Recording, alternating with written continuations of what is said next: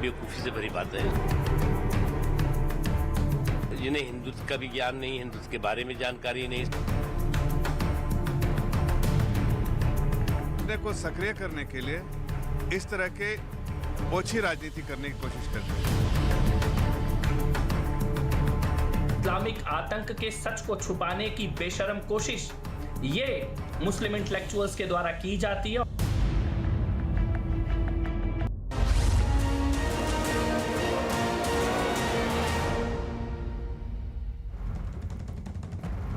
पूर्व केंद्रीय मंत्री और कांग्रेस के वरिष्ठ नेता सलमान खुर्शीद का अपनी किताब में हिंदुत्व की तुलना आईएसआईएस और बोको हरम से करने पर विवाद खड़ा हो गया है।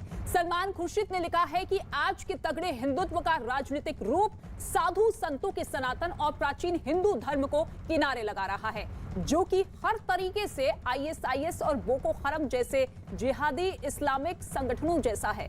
अयोध्या विवाद पर सुप्रीम कोर्ट के फैसले की कांग्रेस नेता सलमान खुर्शीद ने अपनी नई किताब में तारीफ की। Sunrise over Ayodhya, nationhood in our times नाम की किताब में सलमान खुर्शीद ने सुप्रीम कोर्ट के फैसले की तारीफ करते हुए कुछ सवाल भी उठाए, लेकिन उम्मीद जाहिर की कि अब देश इस विवाद से आगे बढ़ेगा। कल इस किताब का विमोचन हुआ और उसके बाद से ही लगातार कुछ अंश को लेकर सियासत गरमाती हुई नजर आ रही है। बीजेपी की तरफ से कटाक्ष किया गया है कि सलमान खुर्शीद जो कि हिंदू बहुल देश में रहते हैं, उन्हें इतना मान सम्मान मिला है, लेकिन इसके बावजूद उन्हें कैसे लग रहा है कि हिंदुत्व को खतरा है। और अभी फिलहाल जो हिंदुत्व को लेकर जो तुलना उन्होंने आतंकी संगठन से कर दी है, उसको लेकर कई सवाल उठते हुए कि सलमान खुर्शीद जैसे नेता क्या एक खास तरह की सियासत करने पर आमादा हो चुके हैं।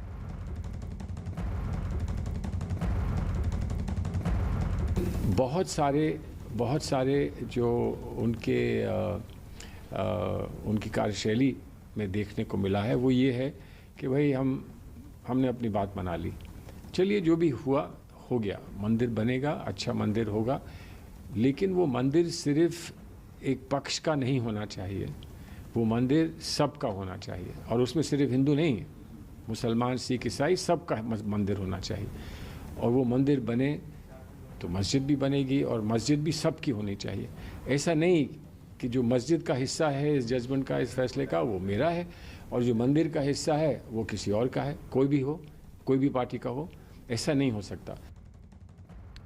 और इस वक्त दो खास मेहमान हमारे साथ मौजूद है। प्रेम शुक्ला जी मौजूद है, बीजेपी नेता, इसके साथ ही आचार्य प्रमोद कृष्णम हमारे साथ मौजूद है, कांग्रेस के नेता। सबसे पहले आचार्य प्रमोद कृष्णम, आपके पास ही आना चाहूंगी और आपका स्टैंड, आपकी पार्टी का स्टैंड जानना चाहूंगी। सलमान खुर्शीद जो कि सीधे तौर पर हिंदुत्व की तुलना जिहादी आतंकी संगठन आईएसआईएस और बोको हरम से कर रहे हैं, क्या आपको भी यही लगता है? देखिए, आईएसआईएस, बोको हरम इस दुनिया के एक कट्टरपंथी संगठन है और खतरनाक संगठन है, आतंकवादी संगठन है। इसमें कोई दो राय है ही नहीं। भारत छोड़िए, पूरी दुनिया मानती है कि बोको हरम और आईएसआईएस जो है एक बहुत ही खतरनाक ऑर्गेनाइजेशन है और आतंकवादी संगठन है। अब सवाल उठता है, मुझे लगता है कि धर्म आस्था का विषय है और आस्था अलग है और राजनीति अलग है। सलमान खुर्शीद जी ने जो बात कही है, मुझे नहीं लगता कि सलमान खुर्शीद जी ने ये कहा है कि हिंदू धर्म को मानने वाले या हिंदू धर्म को जानने वाले या हिंदू संगठन जो है वो आतंकवादी संगठन है। थोड़ी बात को समझने की कोशिश की जाए, पहली बात। दूसरी बात यह है कि सलमान खुर्शीद अगर ऐसा उनको लगता है कि हिंदू संगठन आतंकवादी संगठन की तरह हैं, तो मैं इसका समर्थन नहीं करता, बिल्कुल समर्थन नहीं करता, क्योंकि भारत का कोई भी संगठन मुझे आईएसआईएस और बोको हरम जैसा नहीं लगता। हिंदू संगठनों की बात छोड़ो, मुझे तो भारत के मुसलमानों का भी कोई संगठन आतंकवादी संगठन से मैं तुलना उसकी नहीं कर सकता, क्योंकि हमारे देश के जितने तो भी आप मानते हैं संगठन कि जो हैं सलमान वो खुर्शीद बोको ने जो हरम अपनी और किताब में अंश आईएसआईएस रखे से हैं जुड़े वो गलत है। ये तो मेरे लिए वो शर्म तथ्यहीन की है। बात होगी, मेरे लिए बड़ा धक्का लगने वाली बात होगी। मैं अपने देश को इतना गिराना नहीं चाहता, लेकिन सलमान खुर्शीद जी ने जो बात कही है उस बात को समझने की जरूरत है। सलमान खुर्शीद जी ने अगर ये कहा होता कि हिंदू संगठन आतंकवादी संगठन जैसे हैं, तो मैं इस बात को मानता। प्रमोद कृष्णम जी, उन्होंने क्या ऐसा नहीं हिंदुइज्म कहा और है, हिंदू उन्होंने धर्म साफ को कहा अलग है। किया जा सकता है? एक तरफ आप कह रहे हैं कि जो भी कहा है वो गलत है, आतंकवादी संगठन से तुलना नहीं की जा सकती है, लेकिन दूसरी ही तरफ आप इस बयान को डिनाई भी नहीं कर रहे हैं।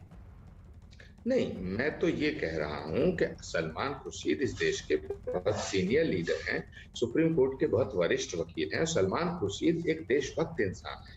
मैं ऐसा नहीं मानता कि सलमान खुर्शीद जी हिंदू धर्म की तुलना या हिंदू संगठनों की तुलना आतंकवादी संगठनों से करेंगे, क्योंकि जितना मैं जानता हूं सलमान खुर्शीद तो भगवान राम के भक्त हैं। उन्होंने हमारे कल्की धाम में आकर के भगवान राम की आरती की थी।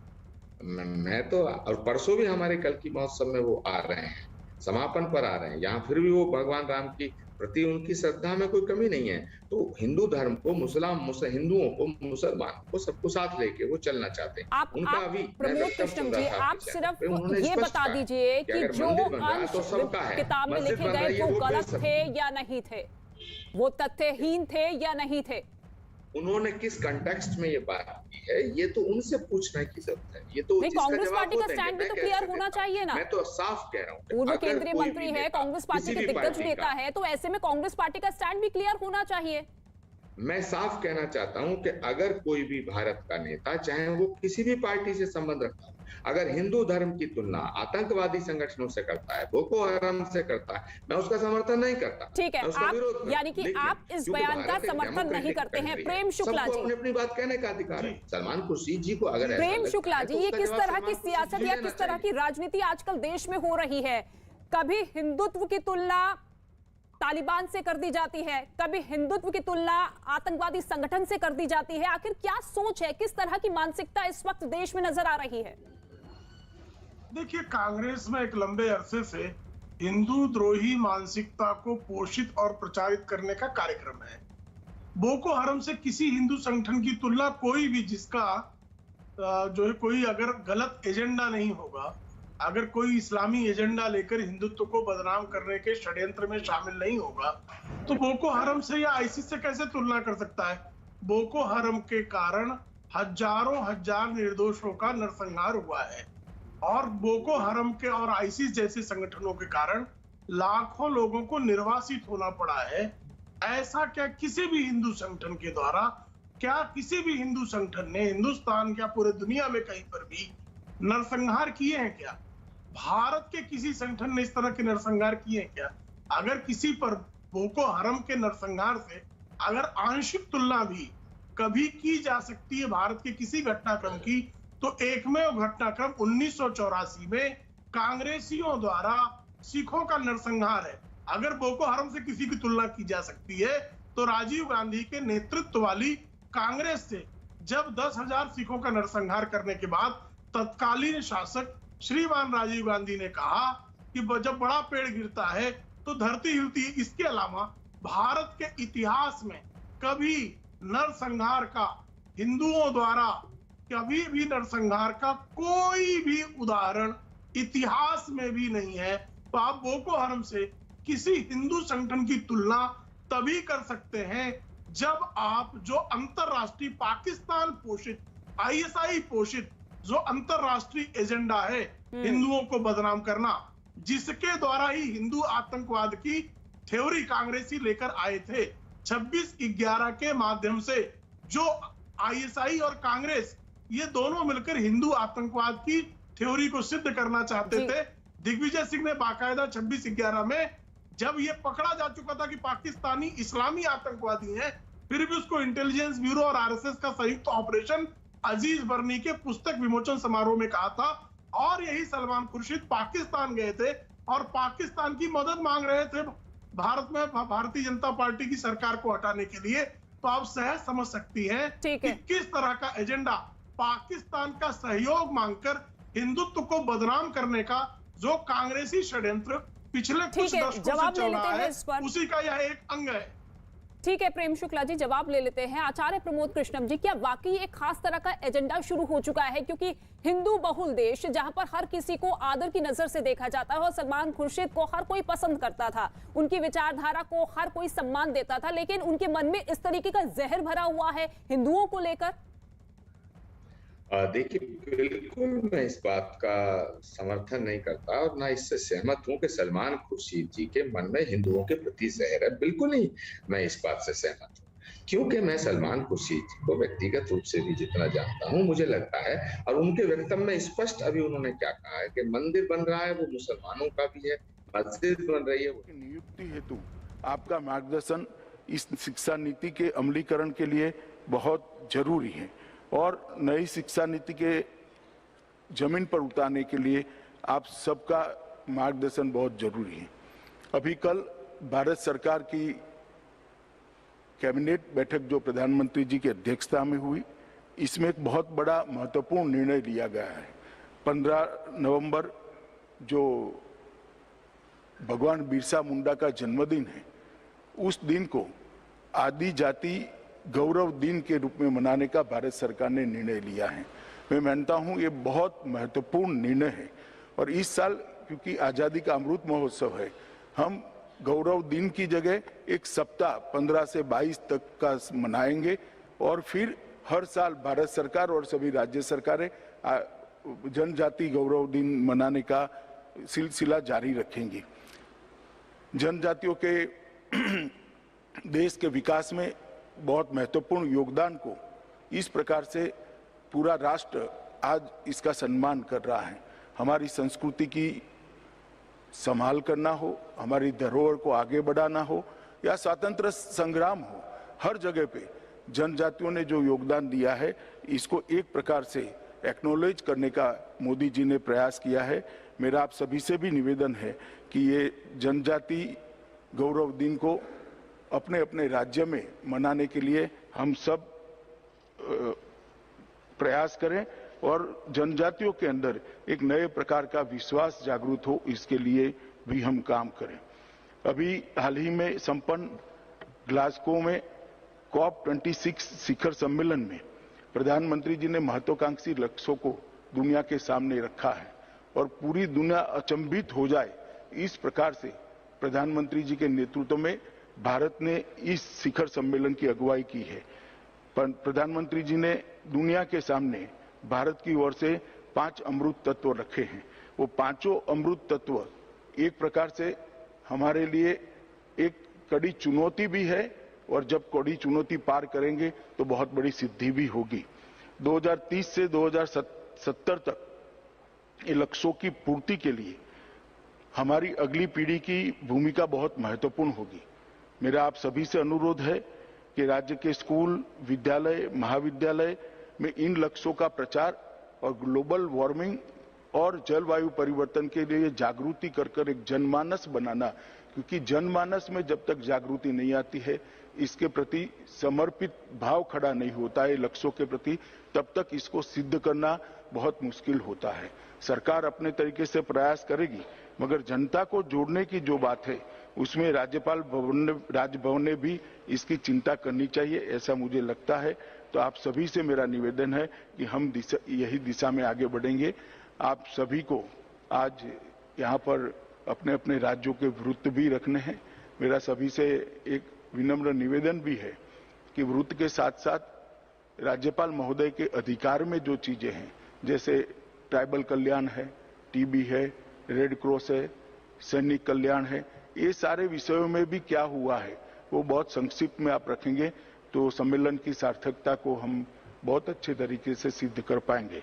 तो मैं अब मेरी बात समाप्त करता हूं और महामहिम राष्ट्रपति महोदय से निवेदन करता हूं कि कृपा कर हम सबका मार्गदर्शन करें।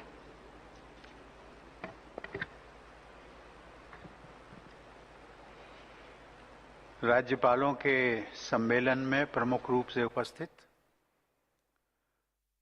राष्ट्रपति रामनाथ कोविंद जो कि इस वक्त गवर्नर कॉन्फ्रेंस को संबोधित कर रहे हैं। इससे पहले अमित शाह को आपने सुना, जिनका साफ तौर पे कहना है कि बहुत बड़ी चुनौतियां इस वक्त हमारे सामने हैं, जिसे पार करना बहुत ज्यादा आसान तब होगा जब पूरा देश एकजुटता के साथ आगे बढ़ेगा।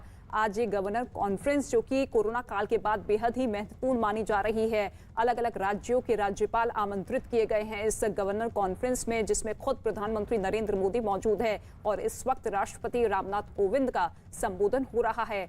अमित शाह ने इस बात का जिक्र किया कि लोगों का जागरूक होना बहुत जरूरी है। कोरोना जिस तरीके से लगातार देश में कहर बरपाता हुआ नजर आ रहा था, अब कोरोना का हम पीछे छोड़ चुके हैं। पीएम मोदी ने शिक्षा नीति की घोषणा की है और उसी के तहत आगे बढ़ते हुए हम नजर आ रहे हैं।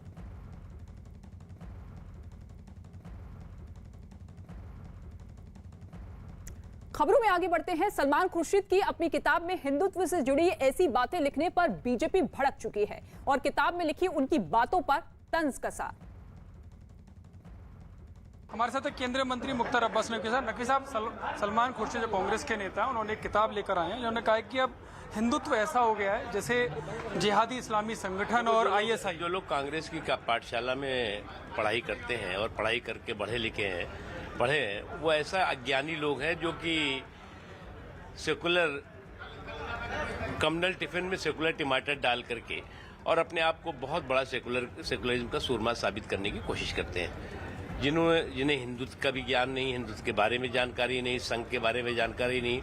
वही लोग जो है वो उसको कभी आतंकवाद से जोड़ देंगे, कभी तालिबान से जोड़ देंगे। ये बेवकूफ़ी से भरी बात है। अपनी पार्टी के भी कुछ लोगों पर वो तंज कस रहे हैं। वो कह रहे हैं कि ऐसे कुछ लोग पार्टी में जिन्हें मलाल है कि अब कांग्रेस अल्पसंख्यकों के लिए काम करती है और जनेऊधारी शब्द का। देखो क्या है, अल्पसंख्यकों के लिए ना काम किया है, ना बहुसंख्यकों के लिए किया है, ना देश के लिए किया है। कांग्रेस ने अगर किसी के लिए काम किया है तो अपने कुनबे के लिए किया है।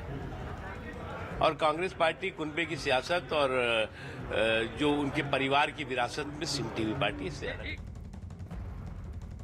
और इसके साथ ही बीजेपी नेता जफर इस्लाम, कपिल मिश्रा और मध्य प्रदेश के मंत्री नरोत्तम मिश्रा ने भी सलमान खुर्शीद पर जमकर हमला बोला और उन पर ओछी राजनीति करने का सीधे तौर पर आरोप लगाया।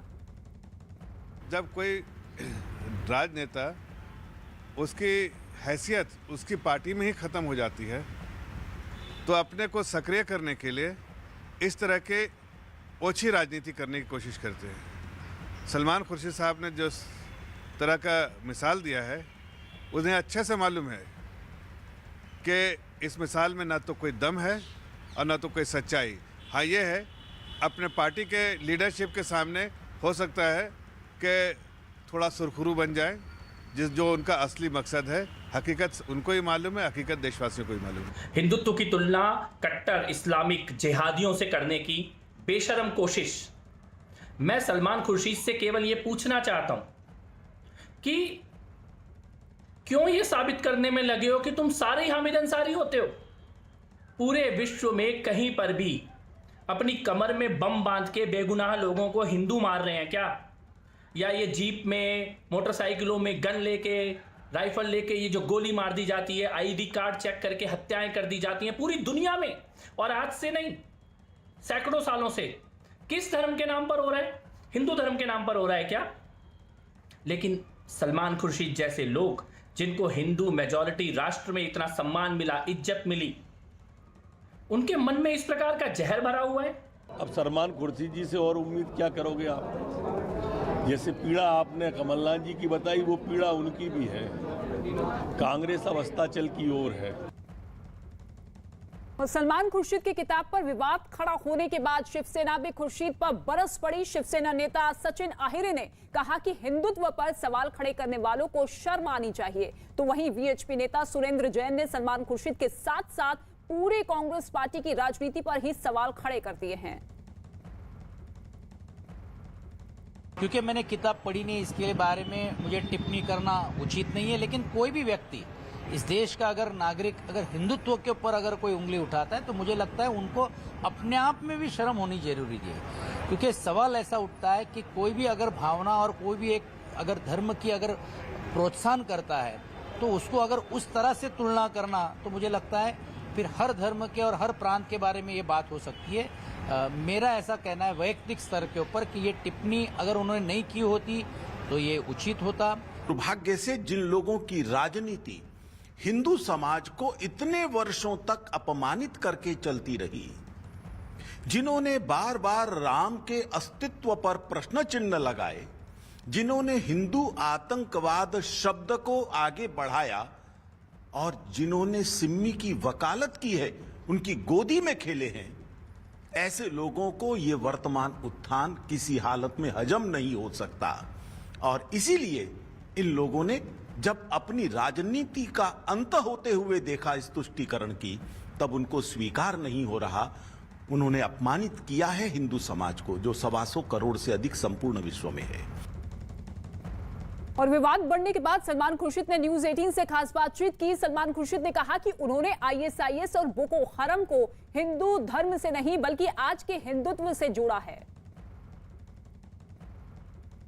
हमारे साथ सलमान खुर्शीद साहब हैं। सलमान खुर्शीद साहब, जो बातें आपने लिखी हैं, एक बात जो आपकी है उसको लेकर बीजेपी ने बहुत सवाल खड़े कर दिए। आप यहाँ बैठे थे, कितनी प्रतिक्रिया आई इसमें, इस बात को लेकर के हिंदुत्व को आईएस से और बोको हराम से जो आपने जोड़ा? किससे जोड़ूं? वो मुझे बता दें किससे जोड़ूं। मैंने हिंदुइज्म को नहीं जोड़ा, हिंदुत्व को जोड़ा है।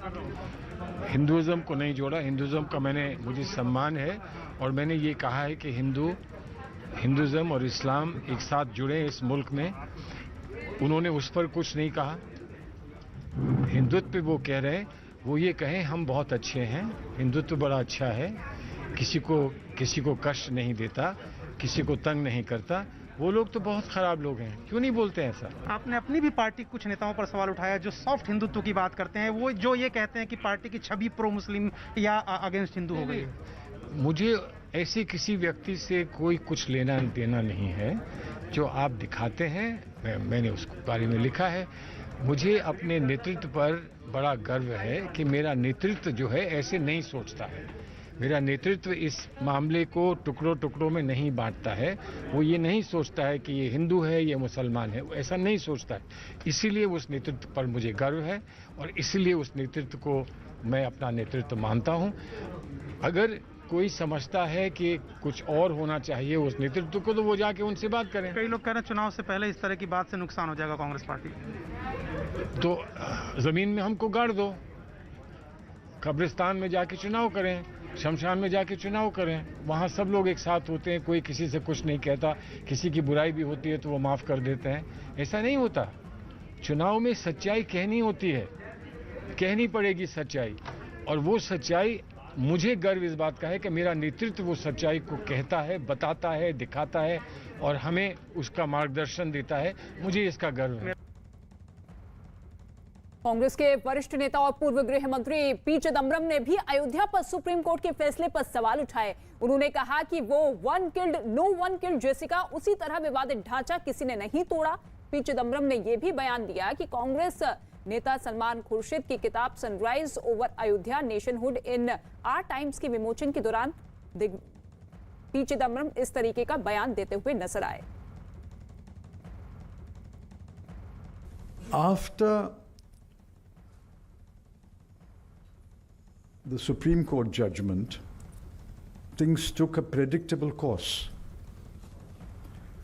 Within a year or so, everyone who was accused, something like 300 people who were accused, were acquitted. So like no one killed Jessica, nobody demolished the Babri Masjid. Haryana के सोनीपत में एक महिला पहलवान की हत्या से हड़कंप मच चुका है। पहलवान निशा दहिया और उनके भाई को गोली मारकर मौत के घाट उतार दिया गया। अज्ञात बदमाशों ने निशा की मां को भी नहीं बख्शा और उन्हें भी गोली मार दी गई। निशा की मां गंभीर हालत में अस्पताल में भर्ती हैं। एकेडमी चलाने वाला पवन नाम का आरोपी घटना के बाद से ही फरार है। पवन पर ही हत्या का शक जताया जा रहा है।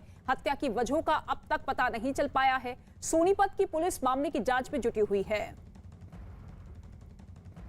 तो हरियाणा में यूनिवर्सिटी मेडल विजेता रेसलर और उसके भाई पर गोलियां बरसाई गई। उसकी मां को भी नहीं बख्शा गया। हालांकि भाई और बहन की दोनों की ही मौके पर ही मौत हो गई, लेकिन मां की हालत गंभीर बताई जा रही है। और जो आरोप है वो एकेडमी के मालिक पर लगा हुआ है। हालांकि इस पूरे मामले की जांच सोनीपत की पुलिस कर रही है, लेकिन आरोपी पवन नाम का शख्स फरार है। आज जैसे ही वो सुबह यहाँ प्रैक्टिस करने आई तो उसकी यहाँ पर पवन ने और हमारे गांव वाले सचिन ने गोली मारकर उसकी हत्या कर दी। और फिर हमारे घर पे उस चाची के पास फ़ोन कर वो उनको बुलाया कि प्रैक्टिस ख़त्म होगी, अपनी गुड़िया नाक है ले जाओ। जैसे ही वे वहाँ आए तो उनके ऊपर भी उन्होंने हमला कर दिया। जिससे पहले तो मेरी चाची को गोली लगी, फिर वो लड़का भाग लिया तो उसके पीछा करते हुए उन्होंने नहर पार करने के बाद उसको भी गोली मारकर हत्या कर दी। कुछ नहीं पता जी, ऐसा कोई कारण नहीं था। अगर ऐसा कोई हमें पता होता, 3 साल से वो गुड़िया यहाँ प्रैक्टिस कर रही थी, हम उसको आना ही बंद कर देते। जो लड़की थी तकरीबन 20 साल उम्र जिसकी बताई जा रही है, वो यहाँ पर प्रैक्टिस वगैरह करने के लिए आती थी और उसकी और उसके ब्रदर की गोली मार के हत्या करी गई है। यहाँ के जो कोच था उसके और उसके कुछ अन्य साथियों के द्वारा। उनकी मदर के भी इंजरीज़ हैं जो पीजीआई रोहतक में उपचाराधीन है। तो हमारी टीम्स लगी हुई हैं। इस पूरे मामले की सोनीपत पुलिस जांच कर रही है, लेकिन पहलवान निशा की हत्या किसने की है, किसने गोलियां बरसाई, क्योंकि निशा जो कि अपने परिवार के साथ मौजूद थी, उनका भाई भी उनके साथ मौजूद था, उनकी बहन मौजूद थी और कुछ लोग आते हैं ताबड़तोड़ गोलियां बरसाते हैं, जिसमें निशा और उसके भाई की मौके पर ही मौत हो गई है। मां की हालत बेहद गंभीर बताई जा रही है। दीपक इस वक्त हमारे साथ मौजूद है। दीपक, क्या कुछ अपडेट? सोनीपत पुलिस इस मामले की जांच तो कर रही है, लेकिन क्या आरोपी तक पहुंच पाई है पुलिस? देखिए, जिस तरीके से ये घटनाक्रम हुआ है तो सोनीपत पुलिस की कई टीमें आरोपी को गिरफ्तार करने का प्रयास कर रही हैं, क्योंकि आरोप जो लगे हैं वो अकेडमी संचालक पवन पे लगे हैं और जो रोहतक जिले के एक गांव का रहने वाला है और उसकी पत्नी तथा कुछ अन्य लोगों के खिलाफ एफआईआर दर्ज परिवार वालों ने कराई है। तो फिलहाल पुलिस यही कह रही है कि जल्दी आरोपियों को गिरफ्तार कर लिया जाएगा, लेकिन ये भी सूचनाएं हैं कि फिलहाल हलालपुर गाँव में दहिया खाप की इस मामले को लेकर के पंचायत हो रही है। उस पंचायत में क्या फैसला होता है वो देखने वाली बात होगी, लेकिन फिलहाल आरोपी पुलिस की गिरफ्त से बाहर है। जी दीपक, निशा के बाकी परिवार वालों का क्या कुछ कहना है, किस पर संदेह? जी देखिए, निशा के परिवार वालों ने जो पुलिस को शिकायत दी है उसके आधार पर पवन, उसकी पत्नी तथा कुछ अन्य लोगों के नाम लिखवाए गए हैं और निशा के परिवार वालों ने जो शिकायत दी है उस शिकायत के आधार पर ये कहा है कि निशा एकेडमी में प्रैक्टिस करने के लिए जाती थी तो उसके साथ छेड़खानी जैसी घटनाएं होती थी और उसके विरोध के चलते ही इस हत्याकांड को अंजाम दिया गया है।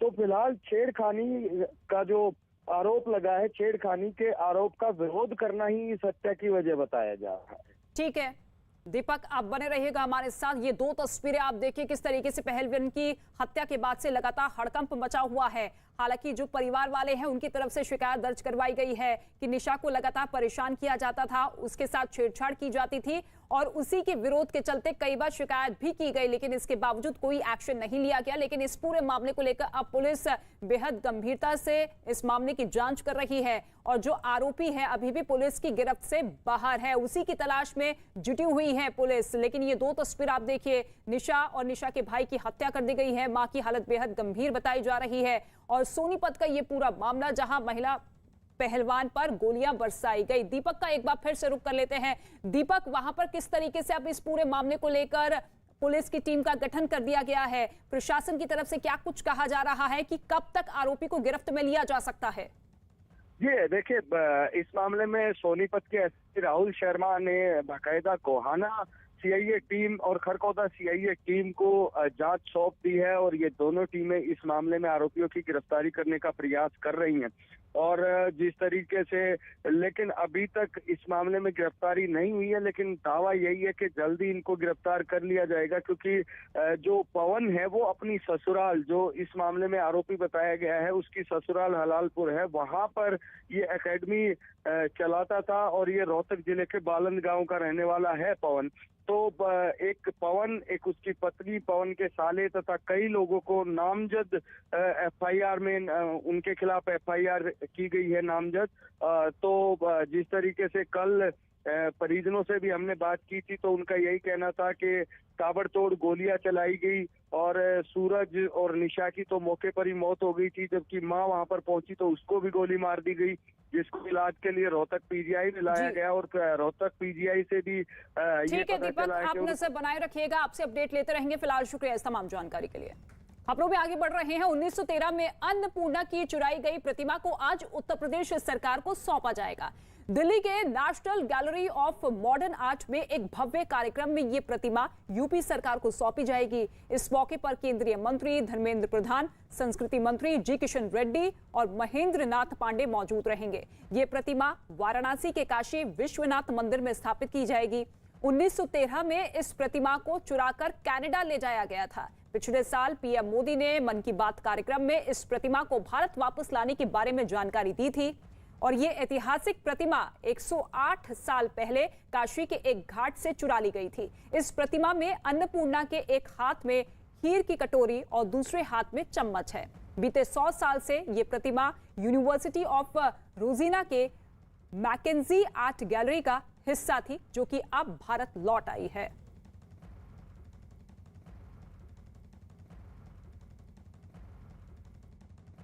अन्नपूर्णा जी की मूर्ति को काशी से नॉर्मन मैकेंजी नाम के व्यक्ति ने चोरी किया था और वो कनाडा की मैकेंजी आर्ट गैलरी में रखा हुआ था। लेकिन वहां से हम प्रधानमंत्री जी मोदी जी के प्रयासों के बाद वो वापस भारत आया और आप देख सकते हैं कि वो रखा हुआ है। और ये वापस काशी की रानी अपने क्षेत्र में जा रही है, काशी क्षेत्र में जा रही है, जहां पर उसी मंदिर में जहां से इनको चुराया गया था वहां पर इनकी प्राण प्रतिष्ठा होगी। ये सब काम प्रधानमंत्री जी के रहते संभव हो पाया है। तो 1913 में जो मूर्ति चोरी की गई थी, अब वो भारत लौट चुकी है। आज यूपी सरकार को सौंपा जाएगा। 108 साल बाद इस मूर्ति को वापस लाया गया है, जो कि चुरा ली गई थी। 1913 में कनाडा के एक आर्ट गैलरी में मौजूद थी ये मूर्ति, लेकिन अब इस प्रतिमा का प्राण प्रतिष्ठान के साथ मंदिर में इस मूर्ति को स्थापित किया जाएगा। और ये तस्वीर देखिए, रवि सिंह इस वक्त हमारे साथ मौजूद है। रवि, सबसे पहले तो ये बताइए कि किस तरीके की खुशी की लहर है, किस तरीके से लोग उत्साहित है। 108 साल बाद इस प्रतिमा की वापसी हुई है, पूरे विधि विधान के साथ, मंत्रोच्चारण के साथ इस मूर्ति को स्थापित किया जाएगा। कितने बजे का कार्यक्रम है, क्या कुछ और तैयारियां चल रही है? बड़ी मान्यता है कि काशी कार्यक्रम अभी चल रहा है। सबसे पहले यहाँ पे तस्वीरें दिखाना चाहेंगे कि आप जो स्टेज की तस्वीरें दिखाना चाहेंगे कि यहाँ पे माँ अन्नपूर्णा की देवी जी की ये मूर्ति आप देख सकते हैं कि तस्वीरों में यही वो मूर्ति है। हालांकि एक ढांचे के अंदर रखी गई है मूर्ति, लेकिन इस कार्यक्रम में जो कार्यक्रम ऑलरेडी अभी चल रहा है सुबह के 9:30 बजे से, इस कार्यक्रम में केंद्र सरकार के जो उत्तर प्रदेश से जुड़े हुए 13 मंत्रियों की एक लंबी चौड़ी फहरिस्त है। उसमें से कई ऐसे मंत्री हैं जो स्टेज पर बैठे हुए हैं, कुछ ऐसे मंत्री हैं जो आकर जा भी चुके हैं। हरदीपुरी भी आए थे लेकिन जा चुके हैं, लेकिन कई मंत्री यहाँ पर शामिल हैं इस कार्यक्रम में। उत्तर प्रदेश सरकार के भी कई मंत्री हैं, क्योंकि केंद्र सरकार की मंत्रियों की मौजूदगी में ही उत्तर प्रदेश सरकार के मंत्रियों को ये मूर्ति आज सौंपी जाएगी और आज से ही शोभा यात्रा निकालनी शुरू हो जाएगी। एक बार यहाँ पर तस्वीरें दिखाना चाहेंगे कि स्टेज के दूसरी तरफ की तस्वीरें, बाहर की तस्वीरें आपको दिखाना कि ये आपको शोभा यात्रा, इसी गाड़ी में ये जो रथ है, रथ भव्य रथ बनाया गया है और इसी रथ में इस मूर्ति को लेके जाया जाएगा और उत्तर प्रदेश के 19 जिलों से होते हुए ये मूर्ति काशी पहुंचेगी। 15 तारीख को इस यहाँ पर वहां पर स्थापना की जाएगी। तो फिलहाल 4 दिनों का ये शोभा यात्रा होगा। 19 जिलों से गुजरते हुए मूर्ति पहुंचेगी काशी और आप देख सकते हैं कि जहां जिन जिलों में जाएगी लोग दर्शन कर सकेंगे। तो केंद्र सरकार का, उत्तर प्रदेश सरकार का बहुत ही बड़ा ये कार्यक्रम है और इसी कार्यक्रम के साथ अब शोभा यात्रा की भी शुरुआत हो जाएगी, जो कि 19 जिलों से होते हुए काशी विश्वनाथ मंदिर पहुंचेगी, जहां पर मूर्ति को स्थापित किया जाएगा। शुक्रिया रवि सिंह इस तमाम जानकारी के लिए आपका।